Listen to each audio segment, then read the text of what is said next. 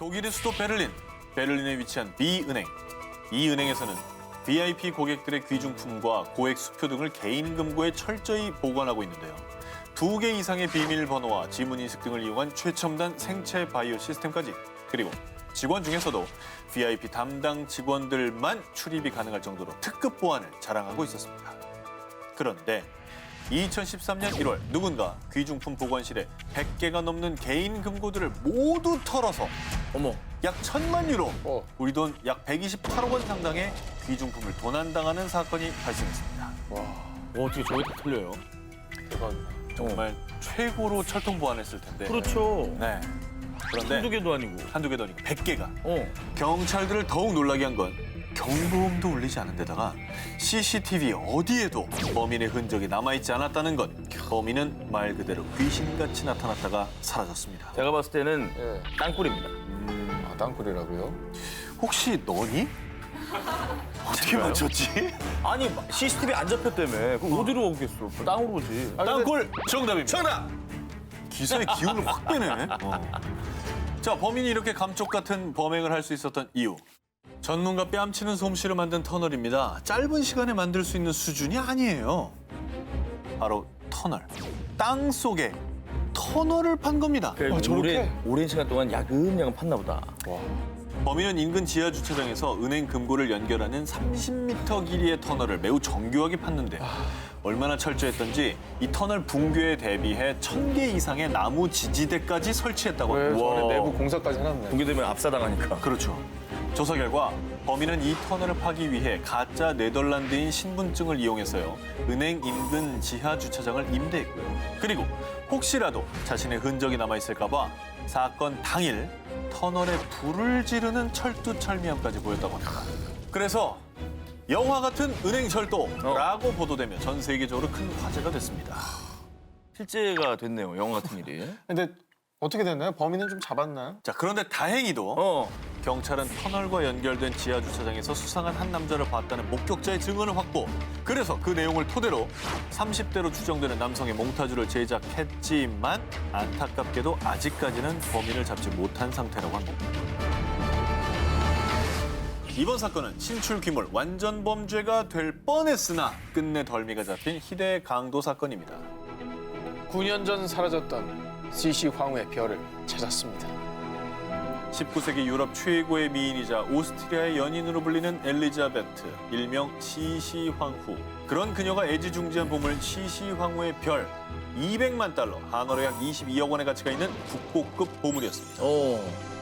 1998년 CC 황후의 사망 100주년을 기념하는 날, 오스트리아 비엔나의 쉔브른 성에서 특별 전시된 CC 황후의 별. 무장 경관들의 엄격한 감시, 또 보안 시스템, 게다가 최첨단 도난 방지 센서까지 설치돼 있었는데요. 그런데 감쪽같이 훔쳐서 사라지고 맙니다. 경찰 수사팀이 총동원되어 범인 수색에 총력을 다했지만 그 어떤 단서도 찾지 못했습니다.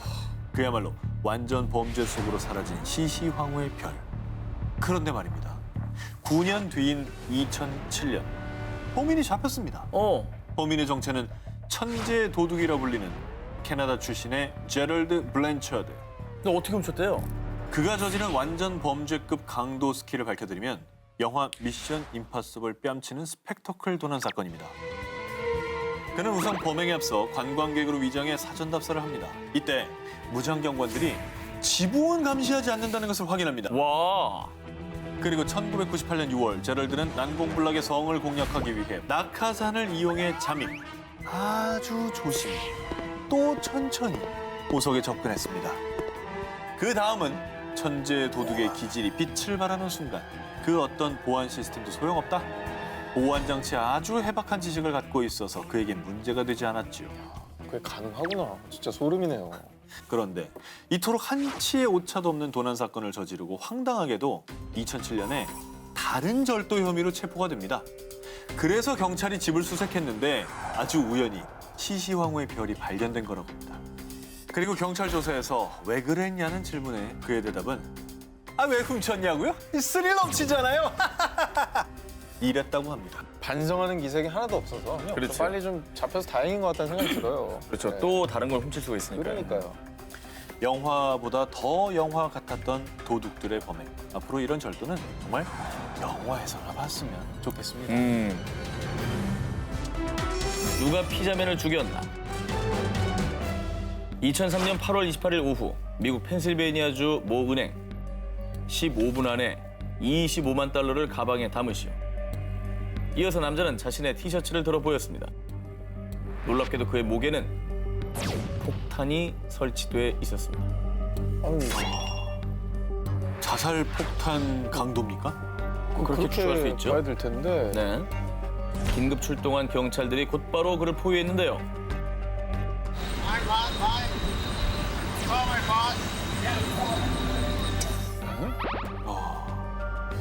이후에 경찰은 폭발물 처리반을 불렀지만요. 남자는 결국 그 자리에서 처참히 죽음을 맞이하고 맙니다. 아니 이게 무슨 일이에요 이게? 정말 영화 소우에서나 나올 법한 너무 잔인한데요. 너무 잔인한 이 수법인데요.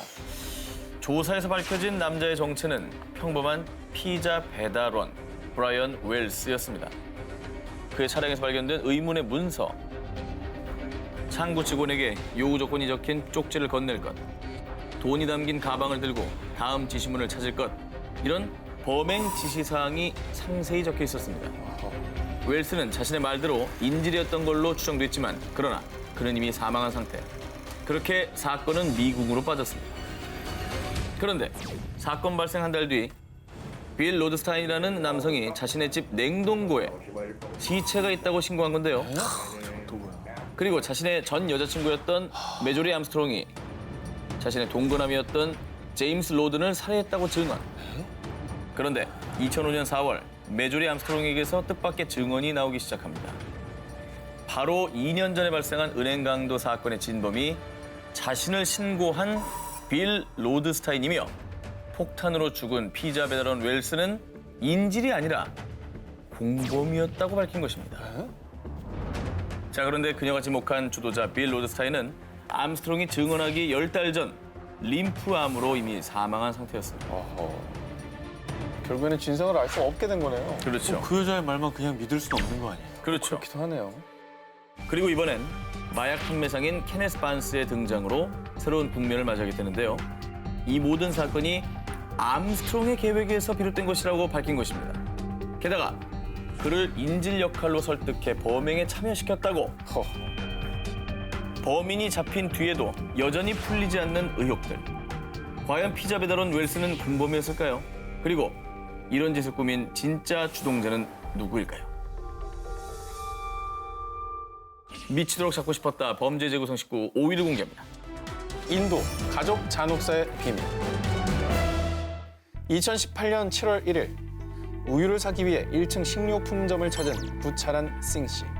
그런데 이날따라 이상하게도 식료품점 주인이 보이지 않았습니다. 자, 친분이 있던 터라 주인 가족이 사는 3층 집으로 올라가 봤는데요. 그런데 그의 눈앞에 펼쳐진 충격적인 광경. 천장에 환기용 쇠창살에 목이 매달려 있었고요. 아유, 너무 기괴하죠. 뭐야? 일단 자살로 보기에도 이해가 안 가고. 인원이 너무 많죠. 응.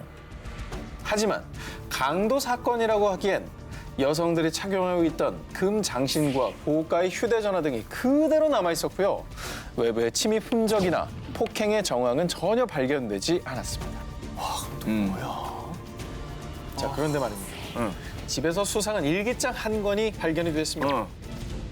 의식은 행하는 날은 요리해선 안 되고 다른 이들이 스스로 목을 맬 동안 한 명은 감시해야 한다라는 내용이 담겨 있었습니다. 사이비네, 의식이네. 의식이네, 의식. 자, 일기장의 내용이 알려지자 주술 행위를 통한 집단 자살 가능성이 거론됐는데요. 그러나 다른 지역에 살던 노모의 딸은 한 인터뷰에서 누군가 우리 가족을 죽인 게 분명합니다. 반드시 범인을 찾아주세요. 이렇게 자살 가능성에 대해 반박을 했습니다. 자, 너무나 미스터리한 사건입니다. 평범했던 한 가족의 집단 사망 사건. 과연 주술 행위를 위한 자살일까요? 아니면 누군가에 의해 조작된 죽음? 대체 누구였을까요? 미치도록 잡고 싶었다. 범죄 재구성 19 4위를 공개합니다. 제가 말투가 좀 격해지더라도 이해해 주시기 바랍니다. 예. 임산부를?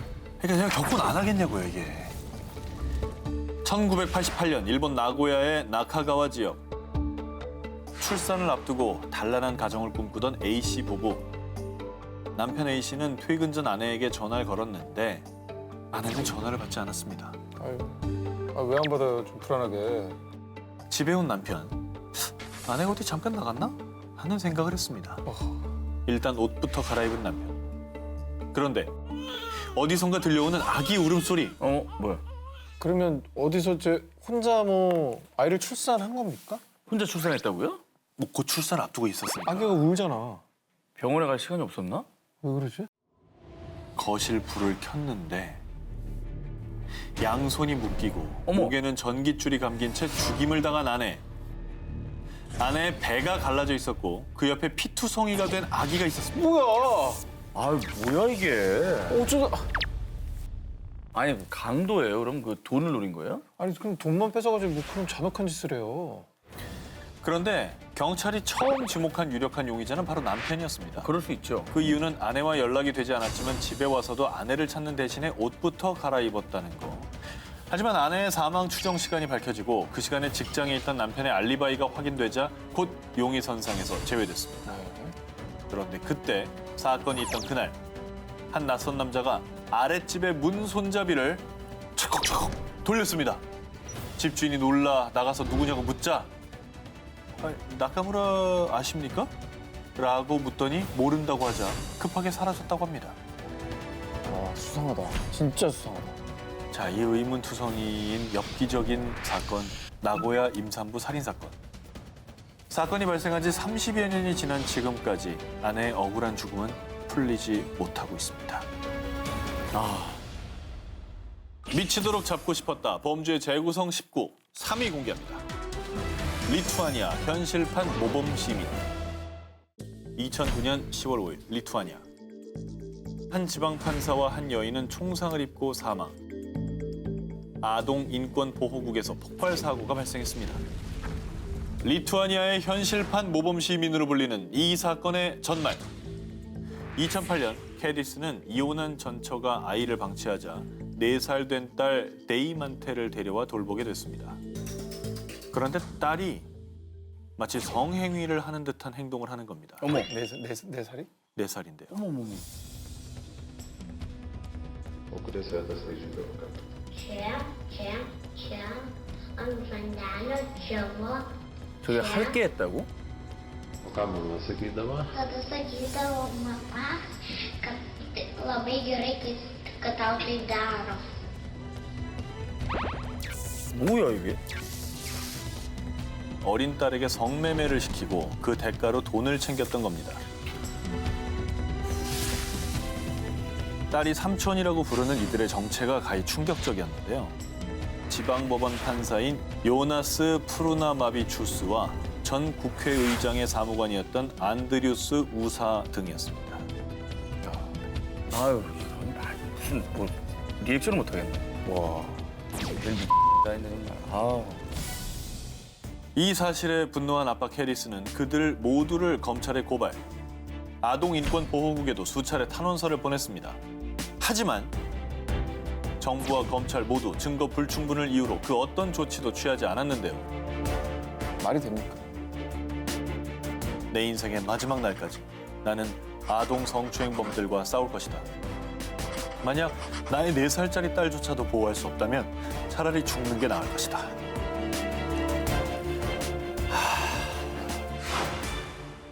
딸의 성매매와 연관된 이들과 아동인권보호국의 폭발 사고 이후 그는 자신의 고향인 카우나스의 한 호수에서 변사체로 발견됐습니다. 그의 시신과 함께 발견된 총은 2사람이 살해됐을 때 사용된 총과 동일한 것으로 밝혀졌습니다. 아 뭔가 좀 해피엔딩을 기대했었는데 결국은 안타깝습니다. 네. 리투아니아 국민들은 정의 구현을 위해 아버지 캐디스를 위해 시위를 벌이기도 했다고 합니다. 죽은 이는 더 이상 말이 없죠. 하지만 용감한 아버지, 그가 세상을 향해 던진 외침에는 결코 공소시효가 없을 겁니다. 미치도록 잡고 싶었다. 범죄의 재구성 19. 전 기자와 오 기자의 순위 한 개씩 남아 있습니다. 먼저 헤드라인 공개해 주시죠. 스웨덴 사상 최고의 미제 사건. 미국판 암수 살인. 미치도록 잡고 싶었다. 범죄 재구성 19. 저 전 기자 1위 후보를 공개합니다. 30년 전 암살 사건의 비밀 드디어 풀리나.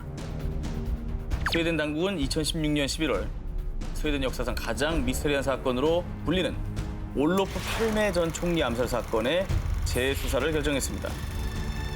스웨덴의 사회민주주의와 복지 정책을 완성한 인물로 평가받는 올로프 팔메. 1986년 2월 28일 심야 영화를 본 팔메 부부는 영화관에서 멀지 않은 페트리엣 역까지 걸어가기로 했는데요. 그런데 이때 날카로운 총소리와 함께 팔메 총리는 그 자리에서 피를 흘리며 쓰러졌습니다. 국가 지도자를 향한 그 암살 사건이 벌어진 거네요. 그렇죠. 긴급하게 병원으로 후송됐으나 결국 3월 1일 자정에 사망합니다. 스웨덴 사회는 일제히 충격에 빠졌고요. 곧바로 경찰은 총리 암살범을 찾는 데 총력을 다했습니다. 그런데 내가 올로프 팔메를 죽였습니다. 무려 130여 명이 자수를 해왔는데요. 아이고. 단순한 영웅 심리에 그친 허위 자백들 뿐이었습니다. 그 이후 스웨덴 비밀 경찰까지 나섰지만 제대로 된 단서 하나 잡지 못했습니다. 아니 한 나라의 총리가 길 한복판에서 총을 맞았고 아니 이거 못 잡는 게 말이 안 되는 거 아니에요? 어떻게 빠져나갔지? 난 그게 더 신기해. 그래서 그의 암살을 둘러싸고 당시 구소련과 친화적인 팔메를 좋지 않게 생각한 미국 CIA가 벌인 일이다라는 등 각종 음모론이 나돌기도 했습니다. 허. 자, 그런데 말입니다. 무려 20년이 지난 2006년 스웨덴 검찰에 익명의 전화가 걸려왔습니다. 뭐야? 내가 지금 알려주는 호숫가로 당장 가봐. 온 마음을 다해 수색하면 총리 암살에 사용한 총을 찾을 수 있을 거야. 스웨덴 당국은 결국 그 총을 찾았는데요. 뭐야? 하지만 안타깝게도 너무 오랜 시간 물에 잠겨 있어 어떠한 지문도 발견할 수 없었다고 합니다. 잡히지 않는 전대미문의 총리 암살 사건, 그리고 공소시효를 무시하고 재수사를 시작한 스웨덴 당국. 과연 이번엔 범인과 그 배우를 찾을 수 있을까요? 미치도록 잡고 싶었다. 범죄 재구성 19. 저 오 기자의 1위 후보 기사를 만나보시죠. 피해자는 있지만 신고도 수사도 없어 세상에 알려지지 않은 사건 암수살인. 2012년 켄터키주의 한 노숙자 숙소에서 마약 사범으로 체포된 사무엘 리틀. 그런데 당시 미해결 사건을 재수사하던 경찰에 의해 그가 1987년에서 89년 사이 여성 3명을 살해한 사실이 밝혀졌고 이후 종신형을 선고받았는데요. 그런데 말입니다. 내가 3명만 죽인 것 같소. 나 교도소만 바꿔주면 내가 누굴 더 어떻게 죽였는지 알려주겠어. 뻔뻔하게 이럴 데가 없네요. 범인을 너무나도 잡고 싶은 경찰 당국의 심리를 이용한 거죠. 그렇죠. 그가 자백한 살인 사건 수는 무려 90건. 1970년대부터 2005년까지 미 전역 16개 주에 걸쳐 살인을 저질렀다고 밝힌 겁니다. 뭐야? 하나도 안 걸린 거예요, 여기? 와 이거 어떻게 그럴 수가 있지? 완전 범죄로 만들 수 있었던 이유. 신분 확인이 어려운 마약 중독자, 매춘부 여성들을 타겟으로 했고요. 살인 사건처럼 보이지 않도록 시신을 약물 과다 남용, 사고사, 또 자연사로 위장시켜 교묘히 수사망을 피했다고 진술했던 겁니다. 악마네, 악마. 이 사람한테는 다 게임이었네. 그렇죠. 자, 현재까지 사무엘 리틀이 자백한 총 90건의 살인 사건 중 실제 그가 저지른 것으로 확인된 살인 건수는 34건. 나머지 사건에 관해서도 계속 확인 중이라고 합니다.